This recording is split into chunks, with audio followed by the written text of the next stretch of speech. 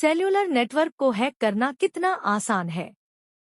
Cellular network को hack करना इतना कठिन नहीं है और उन्हें सुरक्षित रखना लगभग असंभव है। टेलीकॉम कंपनियां जिम्मेदारी लेने और अपने ग्राहकों को सुरक्षित करने के लिए लाखों डॉलर खर्च करने के लिए तैयार नहीं हैं। It was last year when a new method of attack on cellular networks was discovered. It requires neither costly radio scanners nor PC powerhouses and is available to virtually anyone. Besides, carriers have no practical means of protecting against this type of attack. The compromise is based on the attack on SS7, a signaling system used by cellular networks and developed back in 1970s. In other words, the era of the first electronic telephone switches. Amazingly, SS7 does not employ the basic means of protection. The traffic is not encrypted and the equipment is unable to distinguish between legitimate and rogue commands. The system would process any command it would get regardless of the source. The reason is very simple. As presupposed by those who elaborated on the protocol 40 years ago, in SS7, the signaling layer is separated from the voice layer, and, consequently, no one apart from the staff at the phone switch would be able to access this channel. Even if someone would, there was no practical use in it. No commands, except those telling to connect to a subscriber, were transmitted through the network, so there was no need to think about 4 packets being transported across the layer. However, the situation changed as soon as the procedure of processing SS7 commands over IP was introduced in 2000, essentially exposing the SS7 layer to outside access. The good news is, no, it's not possible to connect to any carrier network from a random computer over the internet. One would need a special device, a SS7 hub. The bad news about it is lax regulations on purchase of such network appliances. Some countries easily issue carrier licenses, which in turn enable anyone to legitimately set up the hub and interconnect it to a transport node. This explains why the black market is overpopulated by illicit merchants offering connection as a service to such hubs. It does not matter where the hub is positioned. It can be used to send and accept commands on any carrier network globally. There is a good reason for that.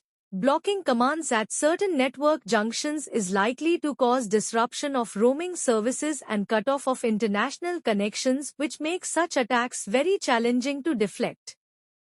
Now, let us review the options a criminal could leverage.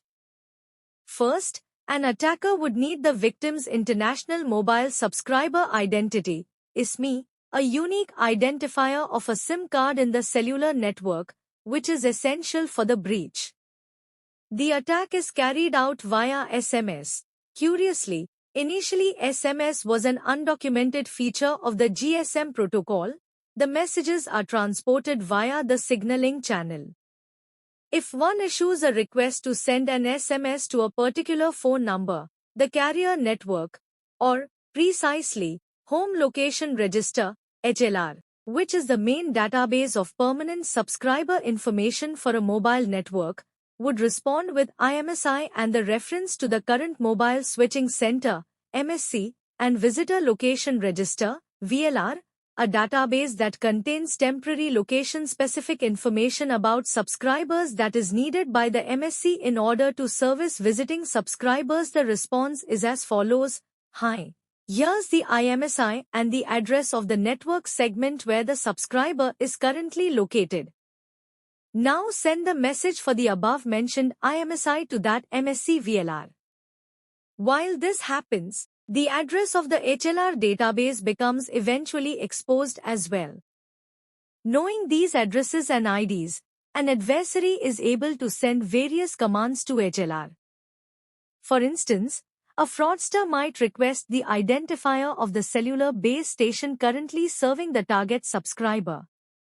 Armed with this unique identifier and any of numerous subscriber databases available on the internet, one can find out the exact location of the subscriber, with high precision of some dozens of meters. A number of simple programs are able to fully automate the process, conveniently requesting only to input the mobile number and get a dot of the map. One might request HLR to reconnect to another VLR and input the wrong value, thus blocking incoming calls and messages. There is another inviting option: to input the desirable MSC VLR address emulated on the fraudster's computer with the help of a SS7 for Linux software pack openly available for downloading. This opens further opportunities to stealthily hijack calls and messages. For instance, once an adversary gets an SMS to the rogue computer, he won't return the delivery report service message, but will switch VLR back to the legitimate value. Once it's done, the outbound server will hook it up again and finally deliver to the intended recipient. SMS hijacking is a perfect method to intercept one-time verification codes used by various two-factor authentication systems. It's even easier to accomplish in case of phone calls. With access to HLR, an adversary is able to set up unconditional forwarding to an intermediary phone number before delivering a call to the legitimate addressee.